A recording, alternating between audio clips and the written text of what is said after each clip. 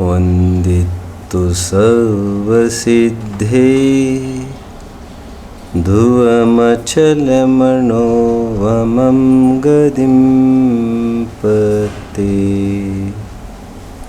वोच्छामि समयपाहुड मीनमोऽसुध केवली भणिदम् नमः समयसाराय स्वानुभूत्या चकासते चित्स्वभावाय भावाय सर्वभावान्तरच्छिदे अनन्तधर्मणस्तत्त्वम् पश्यन्ति प्रत्यगात्मनः अनेकान्तमयी मूर्तिर्नित्यमेव प्रकाशिताम्। कदली सीप भुजंग मुख स्वाति एक गुण तीन जैसी संगति बैठिए वैसो ही फल दीन। स्वाति नक्षत्र में बरसे हुए पानी की बूंद वो कोई फेट मेकर नहीं है किसी की। ये तो जो रिसीवर है वो अपना फेट तय करेगा अगेन। स्वाति नक्षत्र में निकली हुई आकाश से निकली हुई बूंद यदि कदली केले के पत्ते पर जाकर गिरती है तो कपूर बन जाती है। यदि वह सीप में चली जाती है भाग्योदय तो उसका मोती बन जाता है। और यदि भुजंग के मुख में चली जाती है तो वह जहर हो जाता है। कदली सीप भुजंग मुख स्वाति एक गुण तीन जैसी संगति बैठिए वैसे ही फल दीन। निमित्त तो एक ही है, जैसा उपादान होगा वैसे क्रियान्वयन होगा, फल होगा। उपादान बिन निमित्त तू कर न सके एक काज। उपादान की महती महिमा है जैन शासन में। दिव्य ध्वनि का एक प्रकरण आया है ग्रंथों में, हमारे तत्वर सूत्र की टीकाओं में है, तिलोय पंडिती में है, देखना चाहिए। दिव्य ध्वनि के प्रकरण में ऐसा लिया कि कैसी है ये दिव्य ध्वनि, भगवान की वाणी निरक्षरी कैसी है। तो वहाँ पर यह कहा कि जिस प्रकार पानी तो ऊपर से बरसता है वो एक रूप बरसता है, लेकिन नीचे जमीन पर उतरने पर जब नीम में चला जाता है तो वो कड़वा हो जाता है नींबू में चला जाता है तो खट्टा हो जाता है, अंगूर आदि में चला जाता है तो मीठा होता है। जैसा उपादान होता है वैसा होता है। उसी प्रकार दिव्य ध्वनि, भगवान तो अपनी बात कहे जाते हैं निरक्षरी रूप से, जैसा जिसका उपादान हो वो वाणी को उस रूप से ले लेता है। कहो तो बेहाल हो सकता है, कहो तो निहाल हो सकता है। ये सब तात्पर्य कहने का इतना सा। आचार्य देव आज मूल ग्रंथ प्रारंभ करने जा रहे हैं। कल खूब सावधान किया है, चुक्के जे छलम घेतब न घेतब्बम कहकर, जबकि अन्य किसी भी कृति में कुन स्वामी को लिखना उचित नहीं लगा पंच परमागमों में, ना आगे ना पीछे और यहाँ पर कुन स्वामी ने बिल्कुल आगे ही लिखी थी बात। ध्यान रखना, उपदेश आप सुन तो रहे हैं, इसको बहुत विशुद्ध भावना से सुनना। जितनी विशुद्धि जिन मंदिर में आने के लिए आवश्यक है उससे अनंत गुना विशुद्धि मैं समझता हूँ ग्रंथों को पढ़ने के लिए आवश्यक है। और जितनी विशुद्धि ग्रंथों को पढ़ने के लिए आवश्यक है उससे अनंत गुना विशुद्धि एक पर्टिकुलर निर्णय तक पहुंचने के लिए, तत्व निर्णय, विशुद्धि लब्धि एक अनिवार्य लब्धि है सम्यक दर्शन के पूर्व। ध्यान रखना, सभी विशुद्धियां विशुद्धि लब्धि नहीं हुआ करती। कट मरने की तैयारी होना भी विशुद्धि लब्धि के दायरे में आए ये जरूरी नहीं है। और दूसरी ओर व्यापार धंधा करने वाला जीव को भी ये लगे ये चीज़ को एक्स्ट्राऑर्डिनरी अमेजिंग चीज़ है, इस चीज़ को समझना चाहिए, मेरे भावांतरों का अभाव होगा, उससे विशुद्धि लब्धि बन सकती है। उसकी विशुद्धि लब्धि एक पात्रता है सम्यक्त्व की उत्पत्ति के लिए। जितना पुण्य आपने संचय किया है उसके फल स्वरूप आप मानव बने हैं, जिनवानी आपके हाथ में है। मैं तो कभी कभी ये कहता हूँ, अनंत भवों में किया गया पुण्य एक साथ उदय में आया हो, ऐसा कुछ आज नज़ारा है हमारे सामने। सब कुछ निमित्त मिले हैं टोडरमल जी की भाषा में, लेकिन पुण्य का दुरुपयोग नहीं करना, पुण्य का सदुपयोग करना। उपदेश तो शिक्षा मात्र है, आचार्य भगवंत कहकर चले जाएंगे, आप कैसे एप्लीकेशन करते हो it is up to you. आपका उपादान कैसे सक्रिय रखते हो। उपदेश तो शिक्षा मात्र है, फल तो जैसा पुरुषार्थ करेगा वैसा पाएगा। गाठ के पुण्य का लाभ लेने के लिए एक तो स्वाध्याय निरंतर करिए, और स्वाध्याय का प्रयोजन तत्व निर्णय तक पहुंचने के लिए जाना चाहिए। और ध्यान रखना, बाधक इसमें राग द्वेष है हमारा। कोई भी राग द्वेष का कोई भी अवसर आए उसको एनी हाउ उसको पहले घर से बाहर निकालिए। जैसे सांप अचानक हमारे घर में आने को देखे तो how will we react, the same way थोड़ा भी अवसर राग द्वेष का होगा तो हम आगे नहीं बढ़ पाएंगे, हमारे पुण्य की पूरी गठरी लूटी जाएगी। फिर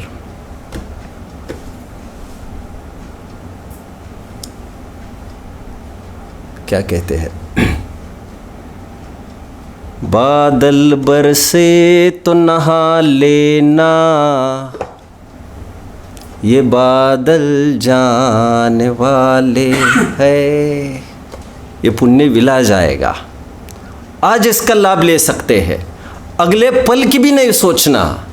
अगले पल में तो बादल कहाँ के कहाँ पहुँच जाते हैं।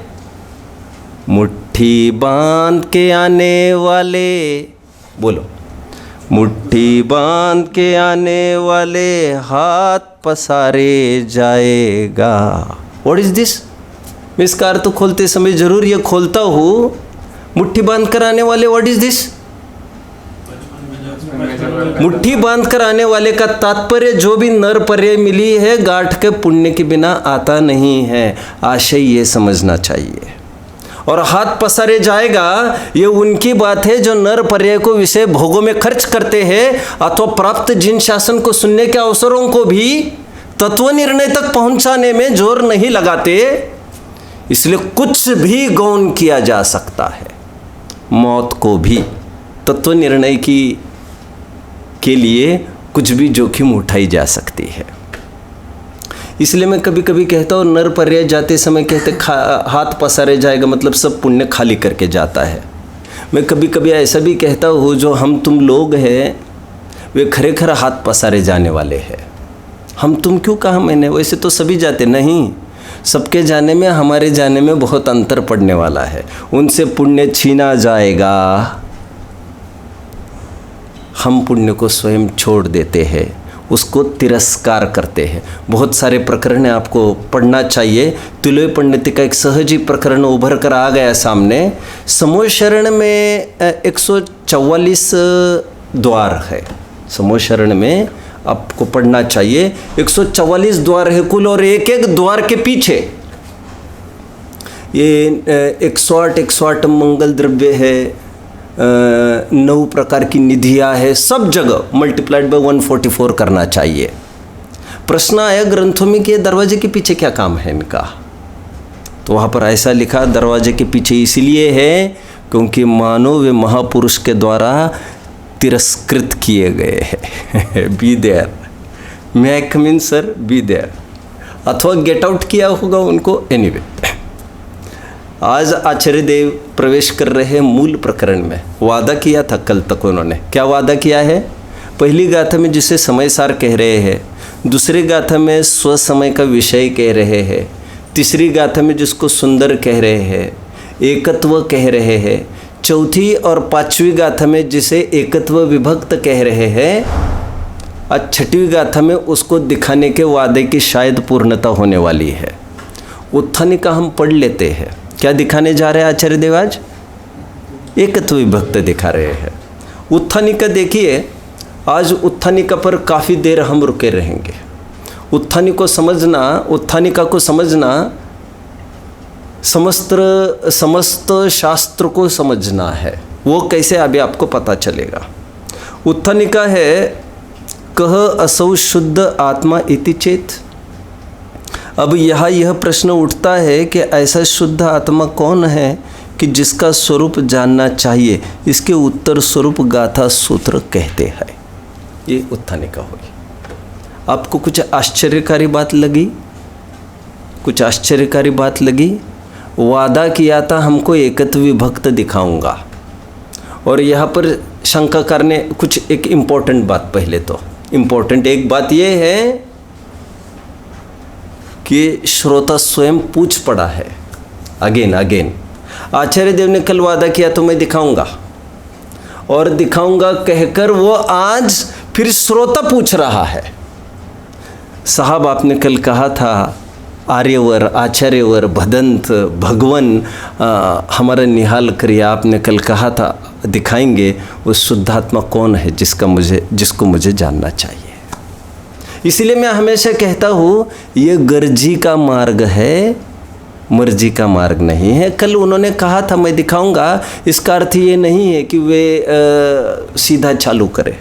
वे ये कहने पर भी तुमको फॉलो करना पड़ेगा। उन्होंने ये भी कहा है यदि दिखा पाओ तो उनका विकल्प बने रहने के लिए यू शुड फॉलो थरोली। हम क्या यही काम करते रहेंगे क्या? अकड़ू है, 4 बार पूछने गए बताने अकड़ू है।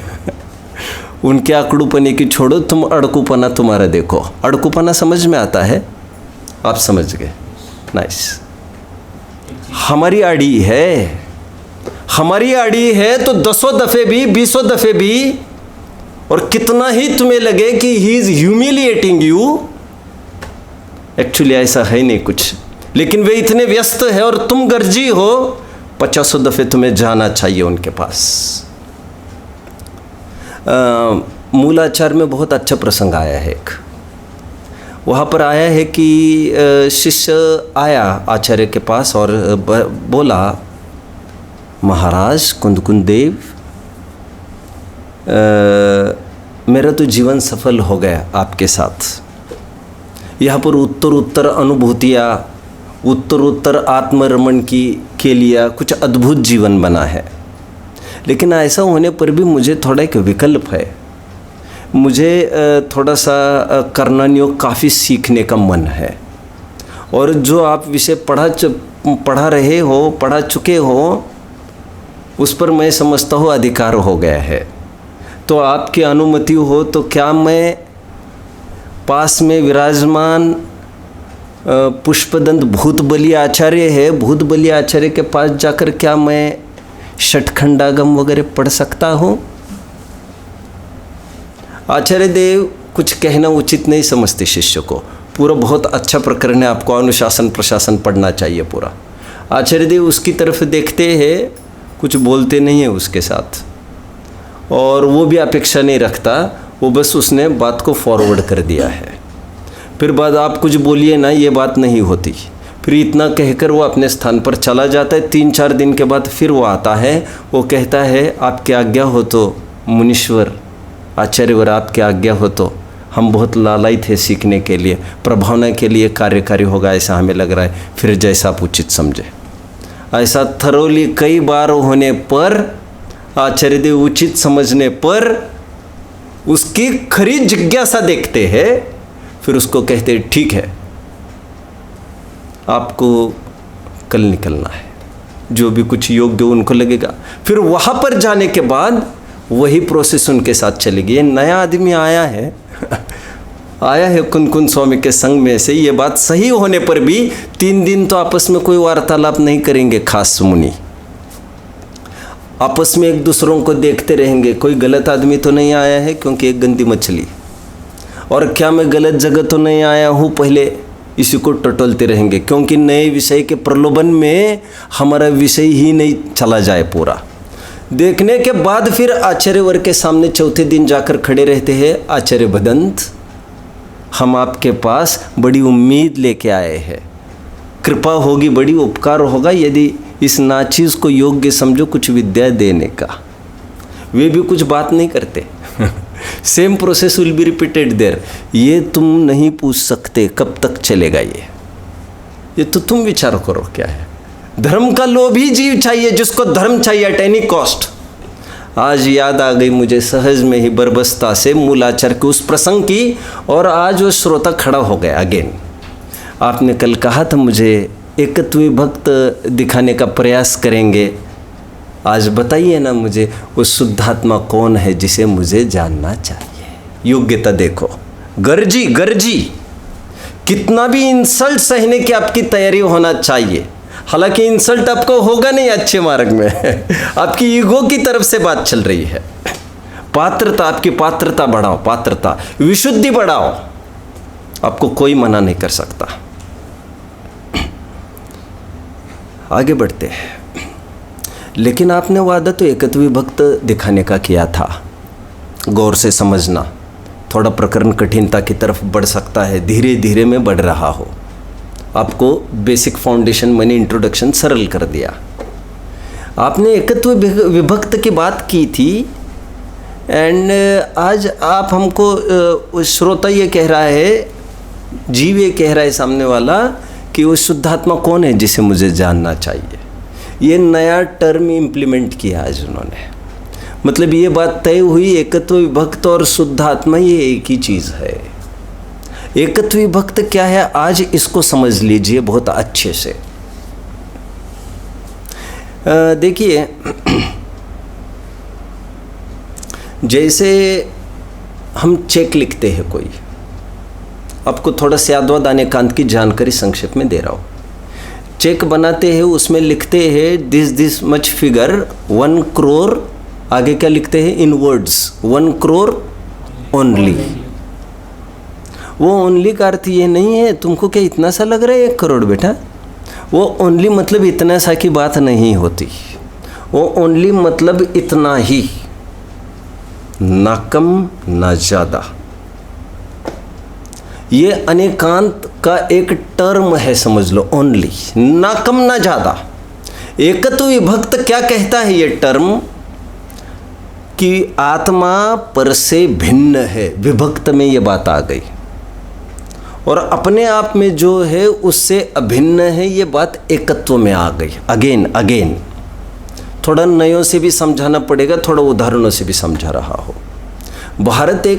भारत है, समझ लीजिए, भारत एक देश है विशाल, बहुत महान देश है भारत।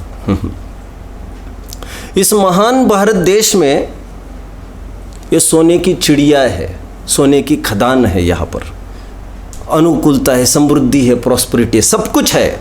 और तभी तो हजारों वर्ष का ये इतिहास रहा है, कितने जन आकर लूट कर चले गए, और फिर भी आज 100% निगाह सबके बाहर वालों की यही पर है इन्वेस्ट करने की।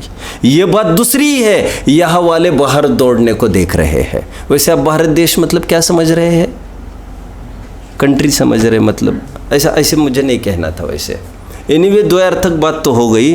भारत का अर्थ आत्मा होता है। आत्मा क्या होता है, अब मैं सब आत्मा में घटित करके दिखाऊंगा। भारत, व्हाट इज भा, आभा, ज्ञान दर्शन, प्रकाश को, ज्ञान दर्शन की चेतना को कहते हैं भा, गेटिंग, भा। और रत मतलब उसमें लगा हुआ। यह भारत देश, आत्मा अनंत गुणों की खान है। अनंत पर्याय बीत गई, इसकी इतनी लूटपाट हुई, पर लक्ष्य से अपनी विभूति निखर नहीं पाई, और बावजूद इसके आज भी ये खदान है बहुत बड़ी। इसीलिए जिनके नसीब में नहीं है इतना, वे तरसते हैं जिनवानी मिले, कुछ मिले तो हम अपना काम कर ले। लेकिन ये बात दूसरी है, ये जीव स्वयं इतनी सामग्री मिलने पर भी विमुख है। अब समझ रहे हैं, अभी द्वयार्थक बात मैंने कर ली। आप जानते होंगे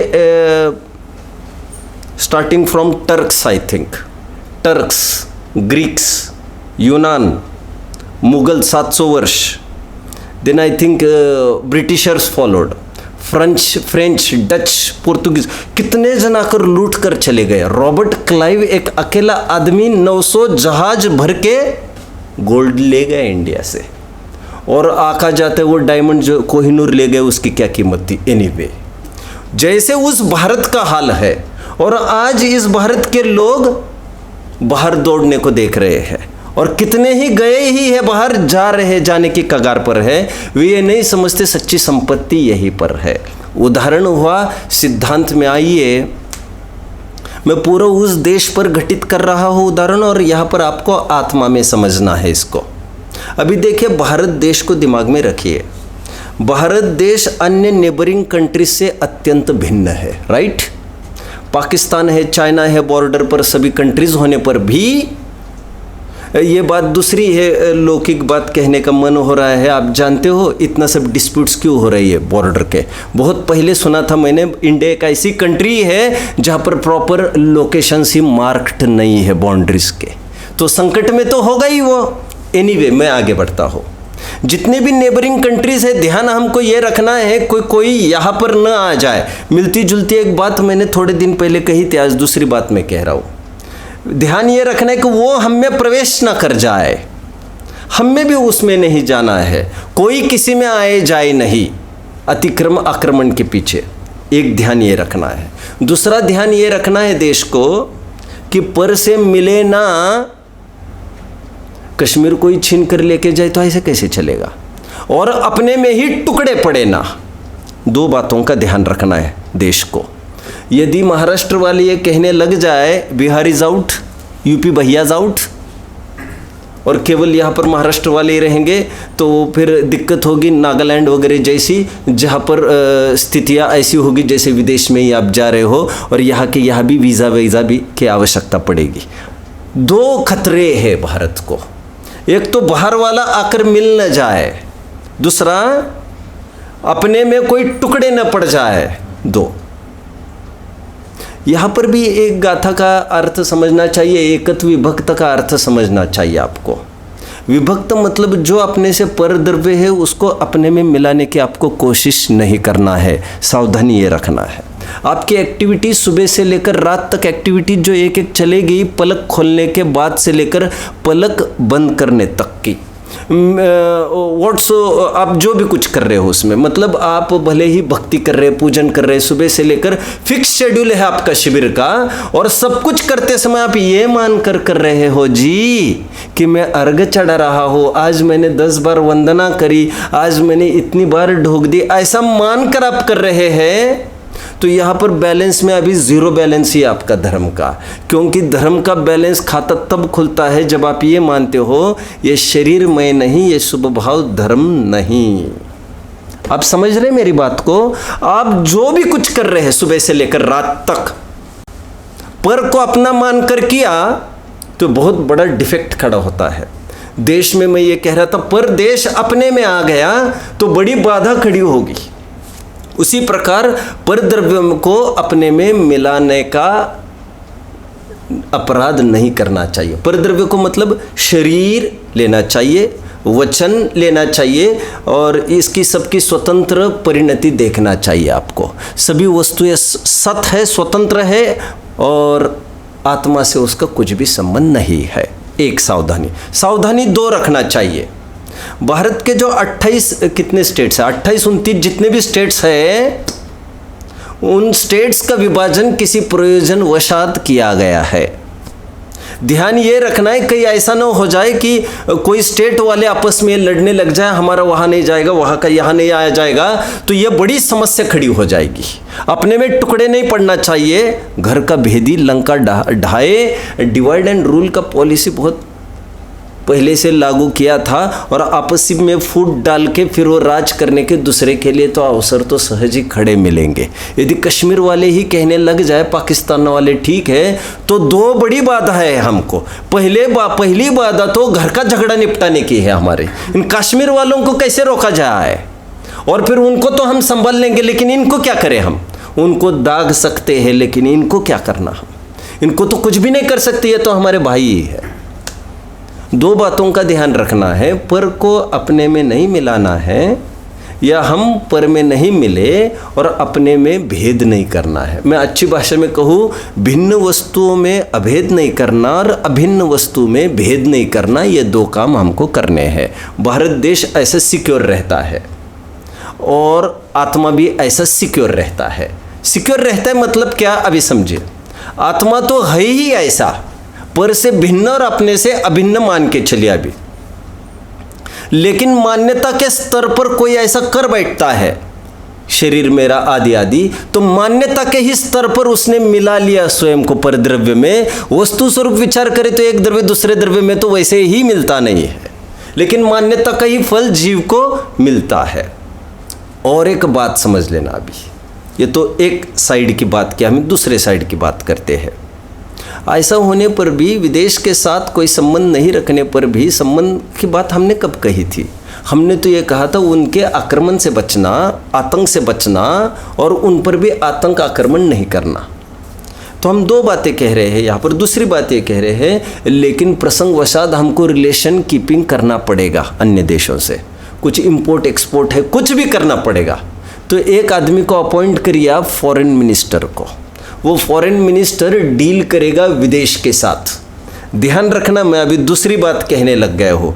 पहली बात में ये कहा था पर मैं प्रवेश नहीं करना, लेकिन दूसरे में ये कह रहा हूँ मैं कि आपसी संबंध के बिना कैसे काम चलेगा। देवा लेवा वहाँ से कुछ इंपोर्ट करना पड़ेगा, हमारा कुछ एक्सपोर्ट करना पड़ेगा, तभी तो सब बात चलेगी। हमारी गाड़ियाँ कैसे दौड़ेगी आदि आदि। और दूसरी बात, अपने में फूट न पड़ जाए, आपस में लड़ाइयाँ न हो जाए, इसलिए और एक आदमी को अपॉइंट करो। बोलिए, होम मिनिस्टर, राइट। आप इजीली सब समझ रहे होंगे, इतना सरलीकरण आप ही के लिए कर रहा हूँ।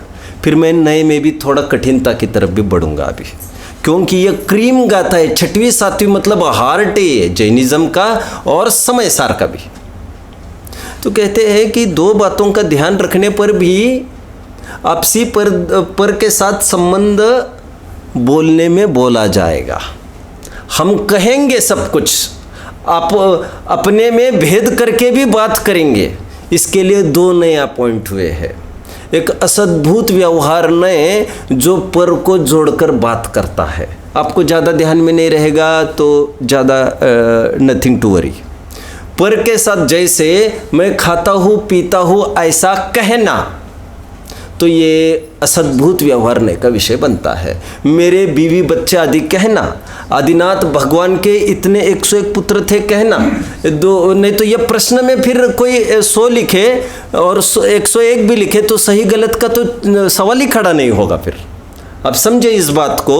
ये 6 खंड की विभूति का मैं मालिक, ऐसा जो चक्रवर्ती लिखता है जाकर ऋषभाचल पर्वत पर, वो ऐसा कहना युक्ति संगत है, ऐसा जानना युक्ति संगत है। उससे लोक व्यवहार बना रहता है। मेरी पत्नी, मेरी संपत्ति, मेरे कपड़े, मेरा घर, इससे लोक व्यवहार बरकरार रहता है। कहने में हर्जा नहीं है, लेकिन मानने में पूरा अपराध है।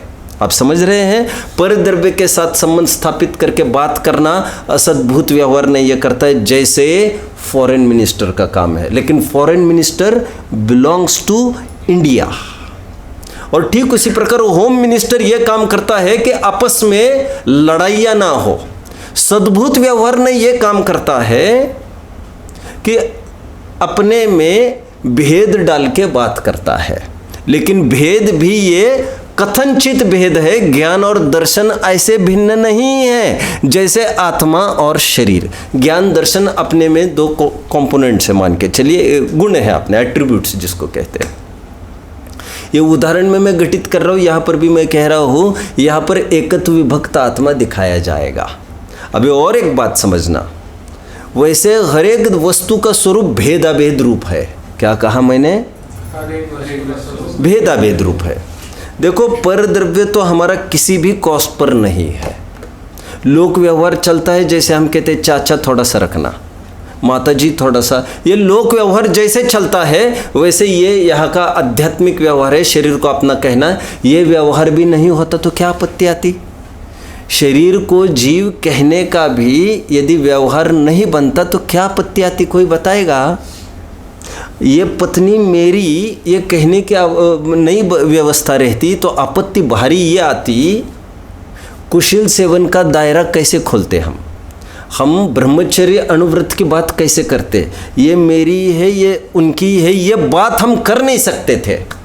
ये लोक व्यवहार के लिए है और स्थूल पाप के त्याग करके सूक्ष्म पाप को भी त्यागने की ओर एक क्रम देता है। ये आगे बढ़ता हो। हर एक वस्तु भेदाभेद रूप है। पर द्रव्य तो अपने रूप तो वैसे ही नहीं होता है, लेकिन हमारे में भेद है, ये बात सही है। ये बात समझिए बात को। क्या कहा फिर से? जैसे शरीर हमारा ये कहना, ये व्यवहारने का काम है, वो असद्भुत व्यवहारने का काम है, ये कहने की बात है। सत्यार्थ में ऐसा कुछ भी नहीं है, लेकिन हमारे में ज्ञान है, दर्शन है, चारित्र, ऐसा जो भेद करके कहा ना, ऐसा भेद नहीं है, ऐसा नहीं है। अब गेटिंग? सातवीं गाथा, छठवीं सातवीं गाथा की मैं भूमिका जमा रहा हूँ। ऐसा होने पर भी यहाँ पर यह बताया जा रहा है हमें कैसे आत्मा की अनुभूति करनी है। विभक्त तो ठीक है, लेकिन साथ में एकत्व बोला जा रहा है। मतलब विभक्त का तात्पर्य पर द्रव्य से भिन्न। दूसरी गाथा और तीसरी गाथा की टीका में विभक्त टर्म को समझाते आ रहे हैं।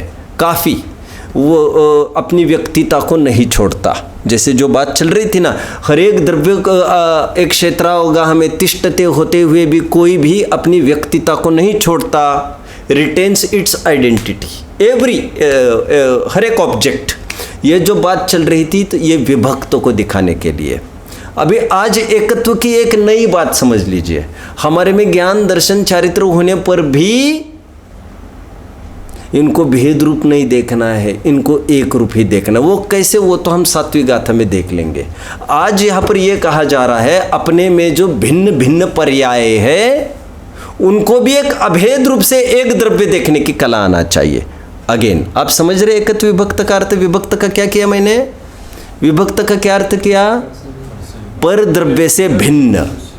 कैसे आत्मा की अनुभूति करनी है? आचार्य देव कैसी आत्मा दिखा रहे हैं? क्योंकि आत्मा कई तरह की है, 8 तरह की आत्माएं हैं। एक तो बीवी बच्चे वाली आत्मा है, एक तो शरीर वाली आत्मा है। अब समझ रहे हैं मेरी बात को? एक तो राग द्वेष वाला आत्मा है, एक तो ज्ञान दर्शन वाला आत्मा है। कई तरह का आत्मा है, लेकिन आचार्य देव कई तरह के आत्मा नहीं दिखा रहे हैं। ये परम शुद्ध निश्चय नय का विषय जिसे कहते 8वां नय का एकदम फाइनल पॉइंट की बात कर रहे हैं, जिसको स्वीकार करने से, यह मैं ऐसा स्वीकार करने से आत्मानुभूति होती है, मोक्ष मार्ग प्रारंभ होता है, सम्यक दर्शन होता है और हमको सुख शांति मिलती है। उस आत्मा की बात कर रहे एकत्व विभक्त। और विभक्त का अर्थ पर से भिन्न, और एकत्व का अर्थ अपने में जो भी है उनको अभिन्न देखना। अब जो मतलब हम में क्या है?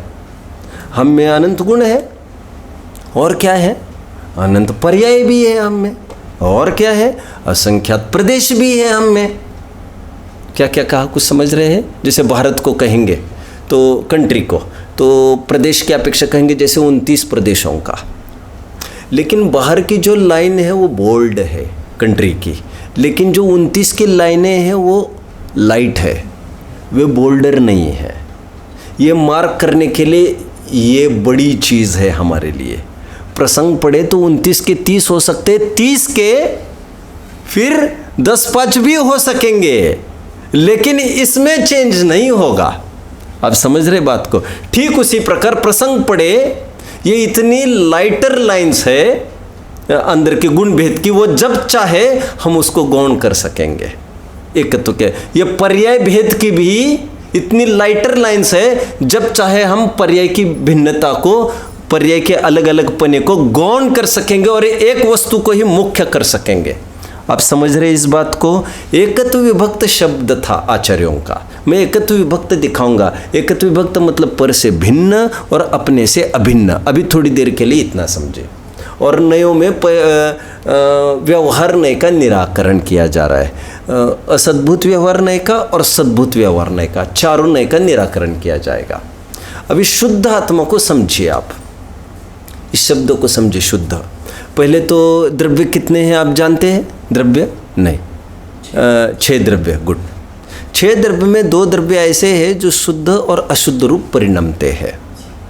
धर्म अधर्म आकाश काल की कोई गाथाएं नहीं लिखी जाती, वो तो सहज में प्रसंग में वे है, कोई एग्जिस्टेंस है तो उनको बता दिया। जीव और पुद्गल ऐसे हैं जिनका शुद्ध अशुद्ध दोनों प्रकार का परिणमन होता है। जैसे ये सब दिखता है ना, जो दिखता है आपको, वो पुद्गल का अशुद्ध परिणमन दिखता है। आप केमिस्ट्री यदि पढ़े हो, आप पढ़े लिखे बच्चे हो, आप तो सब समझते हैं कि जैसे फॉर एग्जाम्पल कि जैसे एक परमाणु है, एटम, तो उसको माना गया है कि वो शुद्ध चीज़ है, और जब वो बॉन्ड करेगा दूसरे के साथ तो वो अशुद्ध हो जाएगा। एक सीधा सरल न्याय नियम समझना चाहिए आपको। क्या? जब वस्तु अकेले में खड़ी है तो वो शुद्ध है, जब वो किसी के साथ मिल जाती है तो अशुद्धता को प्राप्त होती है। आप समझ रहे मेरी बात को? थोड़ा मैं केमिस्ट्री से समझो, थोड़ा सा आप साइंस से समझ पाएंगे। देखिए, मान के चलो 2 एटम का एक मॉलिक्यूल है। विज्ञान ये कहता है जब भी मॉलिक्यूल रहता है उसमें जो एटम्स रहते हैं वो निरंतर वाइब्रेट करते हैं, स्पंदन जिसको हमारी भाषा में कहेंगे, और वो निरंतर रिपल्शन और अट्रैक्शन निरंतर आपस में चलता रहता है उनका, निरंतर वो रेस्टलेस बने रहते हैं। जब भी बॉन्ड होता है ये स्टेट होता ही होता है, और जब भी एटम होता है वो कभी भी वाइब्रेट नहीं करता है। यह एक रूल है विज्ञान का। मैं अभी ये कहना चाहता हूँ, जो भी हमको दिखता है ना आँखों से, वो सब पुद्गल का स्कंद है, उसको कहेंगे अशुद्ध परिणमन। और परमाणु जो आँखों से दिखाई नहीं देता, जो बेसिक मटेरियल है, जिसको जुड़ कर यह स्कंद बना है, उसको प्योर मटेरियल कहा है। आगे बढ़ता हूँ मैं। लेकिन पुद्गल में शुद्ध अशुद्धता होने पर भी पुद्गल की अशुद्धता पुद्गल को दुख में कारण नहीं, और पुद्गल की शुद्धता पुद्गल को सुख में कारण नहीं। लेकिन आत्मा की शुद्धता वो आत्मा को सुख में कारण है, और आत्मा की अशुद्धता वह दुख में कारण है। व्हाट इज शुद्ध आत्मा, इसकी हम बात करें। आपको ये लग रहा होगा, जो नए लोग हैं उनको लग रहा होगा शुद्धात्मा कौन है वो जिसे मुझे देखना चाहिए। शुद्धात्मा मतलब एक सिद्धों को भी शुद्धात्मा कहते हैं, प्योर स्टेट है वो आत्मा की। लेकिन यहाँ पर ऐसे शुद्धात्मा की बात यहाँ पर नहीं चलेगी। यहाँ पर त्रिकाली ध्रुव कारण परमात्मा आदि टर्म से जिसको कहते हैं वो उसको शुद्धात्मा कह रहे। व्हाट इज दिस शुद्धात्मा? शुद्धात्मा का तात्पर्य शक्ति रूप विद्यमान। क्या कहा? अगेन मैं थोड़ा पहली गाथा में मैंने काफ़ी चर्चा की एक्चुअली इसकी। जैसे जो बीज है ना, बीज, जैसे आटा है, आटा उसको कहेंगे कारण रोटी। क्या कहेंगे उसको? क्योंकि वो रोटी का कारण है। सिद्ध भगवान तो शुद्ध है ही, लेकिन शुद्ध ऐसे कैसे हो गए? वो शुद्ध थे, मतलब वो शक्ति थी विद्यमान, तभी तो व्यक्ति हुई है। देखो सोना है, सोना अपन कहते प्रकट हुआ। कहाँ से प्रकट हुआ ये सोना? किट जो स्वर्ण पाषाण में से। तो स्वर्ण पाषाण में अशुद्ध था क्या सोना? मेरे प्रश्न है, आपको क्या लग रहा है? स्वर्ण पाषाण में सोना अशुद्ध था क्या? अरे भाई अशुद्ध नहीं था। 2 सोने के कण में कुछ फंसा था, उस फंसे वाले को निकाला है, तो एकदम नज़दीक आने पर ये पीला पीला दिखने लग गया है। Getting listen again. हम कहते श्रवण बेलगोला की प्रतिमा देखी है? श्रवण बेलगोला की प्रतिमा तो देखी होगी, है ना? आपने देखी है श्रवण बेलगोला? बेंगलोर विशाल बाहुबली की प्रतिमा है, वेल लिपटी हुई, वो तो बहुत प्रसिद्ध है, उसको तो अभी वंडर्स में लिया जाने का बात चल रही थी। एनीवे क्या कह रहा था मैं वो जो प्रतिमा, उसी उदाहरण उसी प्रतिमा का लेना है। वो प्रतिमा बनी है कि पहले से ही थी? आपका क्या ख्याल है? अरे वो प्रतिमा बनी नहीं है और प्रतिमाएं बनती नहीं है, पहले से ही रहती है। कलाकार ऊपर ऊपर की वस्तु हटा देता है। क्या कहा? ऊपर ऊपर की अगल बगल की वस्तु हटाता है, प्रतिमा तो उसमें पहले से ही विद्यमान है। सोना, सोने का समझ में आया? शुद्ध सोना निकलता नहीं है उसमें से, नया तैयार नहीं होता है, बल्कि जो सचमुच जो शुद्ध अंदर में था उसके साथ जो इम्प्यूरिटी थी वो इम्प्यूरिटी बस हटाई जाती है, तो हम कहते हैं शुद्ध हो गया। और शुद्ध हो गए तो ऐसे कि कोई मिट्टी काटे किट्ट कालीमा दे और कहे इसको भी सोना करके दिखाओ, तो क्या सोना करके दिखाएगा क्या? वो सोने का ही तो सोना बना है, तो मतलब वहां पर था तभी तो यहां पर दिख रहा है अलग सा। ठीक उसी प्रकार जीव में ये शक्ति है सिद्ध होने की, तो ये जो शक्ति है सिद्ध होने की ताकत है, उसी को यहाँ पर कहा जा रहा है शुद्ध आत्मा। और वो जो स्वभाव है जो तीनों काल में भी बदलता नहीं है, हमारा स्वभाव, मैं कल भी ऐसा था, आज भी ऐसा हूँ, भविष्य में भी ऐसा अनंत काल तक बना रहूँगा, जो अनचेंजेबल चीज़ है, जो स्टेट ही नहीं है, उसको यहाँ पर शुद्ध आत्मा कहा जा रहा है, जो स्वभाव शक्ति हमारे सिद्ध होने की। वादा क्या किया था पूर्वगाथा में? एकत्व विभक्त दिखाऊंगा। शंकाकार ने आज क्या शंका पूछी है? वो शुद्धात्मा कौन है जिसका मुझे अनुभव करना चाहिए? देखिए उत्थानिका पर आइए। अब यहाँ यह प्रश्न उठता है कि ऐसा शुद्ध आत्मा कौन है कि जिसका स्वरूप जानना चाहिए? उसके उत्तर स्वरूप गाथा सूत्र कहते हैं। शुद्धात्मा का क्या एक वर्ड बोलिए भैया, शुद्धात्मा का क्या अर्थ बताया? एकत्व विभक्त, राइट। मैंने क्या अर्थ कहा शुद्धात्मा का? स्वभाव लेना, त्रिकाल स्वभाव। एकत्व विभक्त का भी वही अर्थ है, पर से भिन्न और अपने से अभिन्न। गाथा एक बार पढ़ लेते हैं अभी, और फिर उसमें जो भाव है उसको खोलते हैं। देखिए, नवी हो दिया पमत्तो न पमत्तो जान गो दुजो भावो एवं भणन्ति शुद्धम ना दो जो सो दुसो चेव। आपको थोड़ा सा कठिन लग रही होगी गाथा, टर्म्स भी कुछ नए नए हैं, इसको सिंप्लीफाई करते हैं। ये प्राकृत है मूल भाषा। तो देखिए, प्राकृत मतलब आपको आँख मीचकर समझना चाहिए कि ये जैनियों की भाषा है। संस्कृत तो मूल तो उसको बहुत करके उसको ब्राह्मण वैदिक लोग यूज़ करते थे, बाद में फिर बहुत प्रचलन में आने पर हमारे स्क्रिप्चर्स भी उसमें लिखे गए, लेकिन जितना प्राचीन स्क्रिप्चर्स है वे सब प्राकृत में पाए जाते हैं और वो सब जैन लिटरेचर माना जाता है। हालांकि बौद्धों का भी लिटरेचर प्राकृत में ही लिखा गया है, श्वेतंबरों का भी लिखा गया है। मैं तो एक सामान्य कथन कर रहा हूँ। प्राकृत मतलब रिलेटेड टू जैन, ये तुरंत तय होता है। शिलालेख वगैरह कोई उपलब्ध होता है प्राकृत का माना जाता है, ये जैनों का है। देखिए क्या कहा जा रहा है, उस आत्मा का स्वरूप बता रहे हैं, एकत्व विभक्त का, शुद्ध आत्मा का। एक नया शब्द डाल दिया इन्होंने इसमें, जानो गो दुजो भावो, ज्ञायक भाव। अब उत्थानिका कुछ और थी, वादाकल कुछ और था, उत्थानिका कुछ और आई, और गाथा में और एक नया शब्द प्लेस किया है आज। रोजाना शब्द बदल रहे हैं, शब्द बदल कर ये क्वालिटीज दिखाना चाहते हैं उसकी।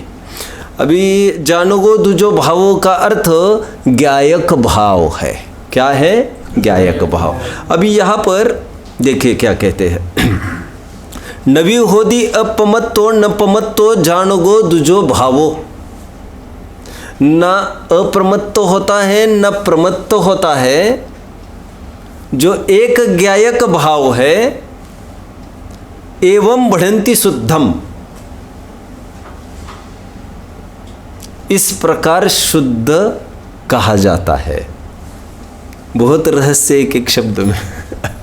मेरे सामने बहुत बड़ी समस्या ये है, बहुत बड़ों की सभा में तो बहुत सरलता से बोलना संभव है।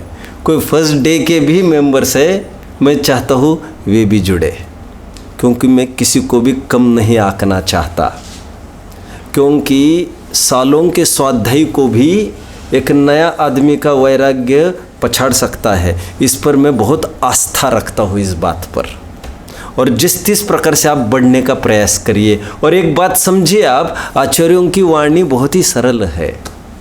यदि आप खरेखर दिल लगाने को तैयार है, मन से सुनोगे, समझोगे, तो आपको सब समझ में आएगी। ऐसी ही वाणी लिखी है। प्राकृत शब्द का भाषा का भी प्रयोग इसीलिए किया क्योंकि प्राकृत मतलब जो प्रकृति के अनुरूप, उसको गाँव की भाषा मानी जाती है। साहित्य में तो उसको गंवारों की भाषा कहते हैं। लेकिन मैंने ऐसा नहीं बोला, ठेठ कोई भी उसको बोल सकता था। पहले ये प्राकृत एकदम ऐसी, और बाद में संस्कृत, तो उसको थोड़ा संस्कृत, व्हाट इज संस्कृत, उसको थोड़ा परिष्कार पॉलिश कर दिया गया, ग्लेज लाया। फिर बदलता बदलता फिर आज हम यहाँ तक खड़े हैं। लैंग्वेजेस का दौर बदलता जाता है, लेकिन विषय वस्तु उनको एक ले मैन को भी, आम आदमी को भी समझ में आए, ऐसा उनका भाव था। हाई फाई वो लैंग्वेज यूज़ करके एक उसका कोई विशेष जनों का प्रिविलेज बनता, उनको ऐसा कन्फाइन नहीं करना था धर्म को। शायद भगवान इसलिए निरक्षरी बात करते हैं और 18 महाभाषा और 700 लघु भाषाएं होती है, क्योंकि जिसको जैसा संभव है सो है। भाषा का कोई आग्रह ही नहीं है, लेकिन फिर भी हम मूल से जुड़ना चाहते हैं, मूल का अर्थ समझने का प्रयास करते हैं। यहाँ पर यह बताया गया है, कैसा हूँ मैं, जिसको जानने की प्रेरणा दी जा रही है। What is our identity. तो यहाँ पर कहते हैं जो ना कभी प्रमत्त होता है ना अप्रमत्त होता है। शायद मैं इसी पर बात करता हूँ पहले, तो that will be better. What is प्रमत्त एंड अप्रमत्त। देखो ये समझ में आता है, मैं कौन हूँ। मैं वह हूँ जो ना युवा होता हूँ ना बूढ़ा होता हूँ। युवा एंड बूढ़ा ये दोनों एक स्टेट्स है, अवस्थाएं है। तो उसी प्रकार जीव की दो अवस्थाओं को यहाँ पर बताया जा रहा है, प्रमत्त एंड अप्रमत्त। व्हाट इज प्रमत्त एंड अप्रमत्त, या अवस्थाओं को भी देखते हैं। मुनिराज होते हैं ना, मुनिराज, वो मुनिराज निरंतर 3 कषाय चौकड़ी के अनुदय में उनका वैराग्य को नापा गया है कषाय चौकड़ी की तरफ से। एक पैरामीटर आपको समझना चाहिए। हम बुद्धिमत्ता किससे नापते हैं, सब इनको इतने परसेंटेजेस है। वो तो बुद्धि और परसेंटेज का क्या सवाल है, वो तो नापने का एक जरिया तय किया हमने। उसी प्रकार वो कितने विरक्त है जीव, ये 2 ही बातें हो सकती थी, रागी और वीतरागी। लेकिन वीतरागी का भी स्तर लोकेट करने के लिए ये बताना पड़ा, इतनी कषाय चौकड़ी का अभाव हुआ, उतनी कषाय चौकड़ी का अभाव हुआ। और दूसरा तो गुणस्थान में बात की, उनका लोकेशन ये भी सेट किया। तो मुनिराज जब मुनि दीक्षा होती है, नग्न दिगंबर मुनि होते हैं, 3 कषाय चौकड़ियों का अभाव होता है, वे निरंतर क्या करते हैं, अंतर मुहूर्त में अंदर बाहर झूलते रहते हैं। आप समझ रहे हैं क्या मेरी बात को? आप समझ रहे थोड़ा? आनंद भाई नहीं समझ रहे, आप एकदम न्यू हो, एकदम कोरे। फिर थोड़ा नहीं, थोड़े में मैं I am not satisfied with this word actually. This is just to कहना चाहिए सेटिस्फाई मी समहाउ, ऐसा नहीं चाहिए मुझे। एनीवे नहीं, मैं मुझे ये समझना था, मुझे डिग्री कितना ट्यूनिंग बटन मेरे पास है ना एक्चुअली, वो कि मुझे कितना माइल्ड करना है, डाइल्यूट करना है, कॉन्सेंट्रेटेड करना है। एनीवे मुनिराज तो जानते हैं आप कैसी स्थिति है। मैं भी कभी आप जैसा ही था, घबराने की कोई आवश्यकता नहीं है।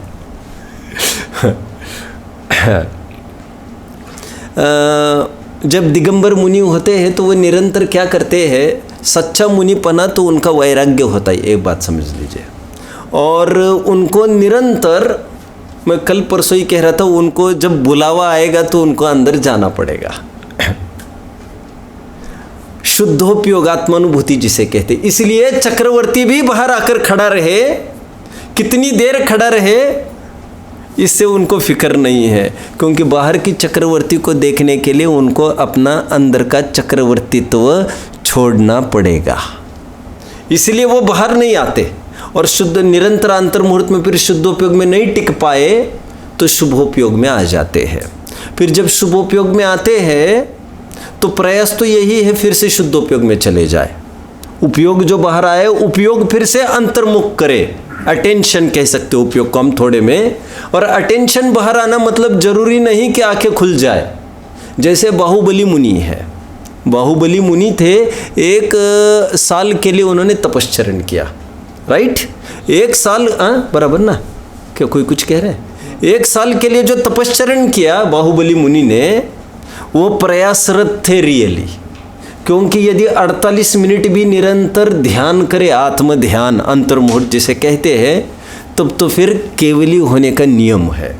लेकिन उतना भी बना नहीं उनको 1 साल में, तो अंदर बाहर निरंतर हो रहे थे वे, लेकिन आंखें भी नहीं खुली और ना कुछ हुआ। तो आंखें खुलना जरूरी नहीं, उपयोग बाहर आने के बाद मुनिराज का प्रयास ये रहता है उपयोग फिर से अंतर्मुख करे।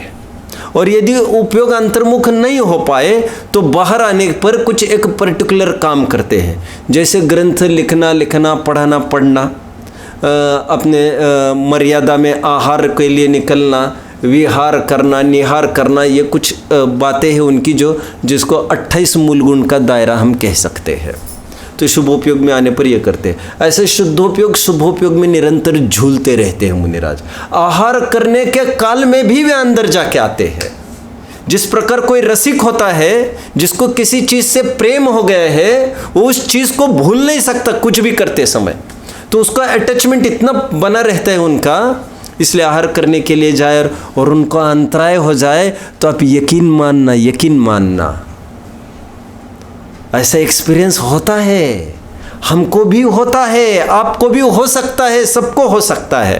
क्या अचानक भोजन करते समय अचानक कुछ दुर्घटना घटी और अंतराय आ गया, चलो आज बच गए। और मुनिराज आदिनाथ मुनि कितने दिन के लिए आहार के लिए आते रहे? 7 महीना 13 दिन के लिए, कोई 9 दिन कहता है, ठीक है। 7 महीना 9 दिन के लिए रोज आहार के लिए आते रहे, और आहार की विधि नहीं मिली उनको, रोज लौटते रहे, तो उनको अच्छा रहा। मतलब कोई भी प्रसंग ऐसा बन जाए तो उनको इस बहाने चलो अभी शुद्धोपयोग में चले जाएंगे। जो ये जानते थे वस्तु स्वरूप, आज उन्होंने और फिर से पक्का कर दिया उसको, और विशुद्धि बढ़ी और अंदर में चले गए। ऐसा 6वां 7वां झूलते हैं तो 6वें गुणस्थान को कहते हैं प्रमत्त गुणस्थान, और 7वें गुणस्थान को कहते हैं अप्रमत्त गुणस्थान। प्रमत्त शब्द बना है मत्त से, मत्त शब्द बना है माद से। मादक पदार्थ आप समझते हैं? मादक पदार्थ वो लिखा रहता है ना कहीं ऐसा, यहाँ पर मादक पदार्थ वर्जित है। मादक मीन्स शराब वगैरह, नशा कारक। बस आपको ये समझना चाहिए, ये प्रमाद शब्द बना है उसी मद धातु से, और यहाँ पर प्रमाद मतलब वो 6वें गुणस्थानवर्ती मुनियों को प्रमत्त कहा जा रहा है। प्रमत्त तो प्रमत्त क्या है? वे शुद्धोपयोग से बाहर आए, कुशल वस्तु का अपने आदर, कुशलेषु अनादर, कुशलेषु भाव अनादर प्रमाद। तो कुशल कार्य का अनादर किया शुद्धोपयोग का, वो बाहर आए, वही उनका प्रमाद की दशा। और शुद्धोपयोग में चले गए वो अप्रमत्त दशा। आप समझ रहे प्रमाद और अप्रमाद? लोक में कहते सो रहा हो तो प्रमाद मत करो, और उठ जाए तो बिल्कुल चुस्त है, अप्रमत्त है ये। लेकिन यहाँ पर ऐसा अर्थ नहीं, जो स्वरूप में रहता है वही अप्रमत्त, और जो स्वरूप के बाहर रहता है वो प्रमत्त। ये पर्टिकुलर टर्म तय हो गई है ये। और ये शुद्धोपयोग से पर्टिकुलर की बात करें, ऐसा नहीं शुद्धोपयोग 4थे में भी होता रहेगा, तो ऐसा नहीं है। शुद्धोपयोग के काल में उनको प्रमत्त कहेंगे और शुद्धोपयोग के बाद उनको प्रमत्त कहते जाएंगे, ऐसा नहीं है। ये टर्म तय कर दिया कि ये 6वें 7वें गुणस्थानवर्ती जो फ्रीक्वेंसी उनकी चलती है उसी को लगाना चाहिए। आज मुनिराज ये कह रहे हैं वो शुद्धात्मा कौन है जिसे मुझे जानना चाहिए का प्रश्न था। कहते हैं ऐसा आत्मा को जानना चाहिए जो ना ही प्रमत्त होता है ना अप्रमत्त होता है। समझ रहे हैं? मुझे लग रहा है कि कुछ और बात बताओ, लेकिन टाइम भी तो हो रहा है। कुछ बात बताओ तो भाव भाषण रात भर होता जाएगा, ऐसा लग तो रहा है। देखिए सुनिए, गंगा नदी बिचारी है, थोड़ा सा अनईजी होते हो तो अपन कल देखेंगे। What will be nice? कल देखना है कि आज कुछ कल देखना है? कल देखेंगे अपन इसको, ठीक है। ओम नमः। कुछ प्रश्न होंगे तो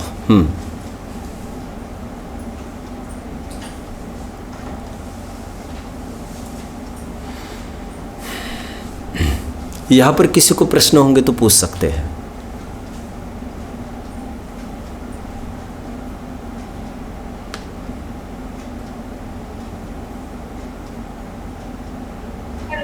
हाँ बोलिए।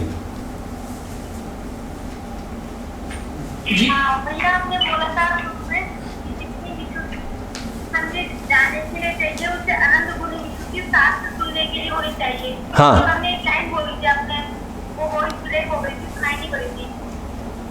अच्छा, नहीं मैं तो ये कह रहा था कि जैसे आम पुण्य के कार्य कर रहे हैं उससे अनंत गुण विशुद्धि शास्त्र स्वाध्याय के लिए चाहिए, और आगे ये कह रहा था शास्त्र स्वाध्याय के लिए जितनी विशुद्धि चाहिए उससे अनंत गुण विशुद्धि तत्व निर्णय तक पहुंचने के लिए चाहिए।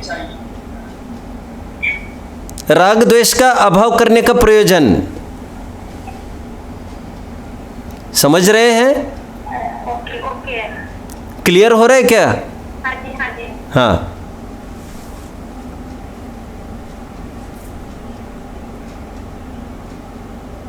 और कोई प्रश्न?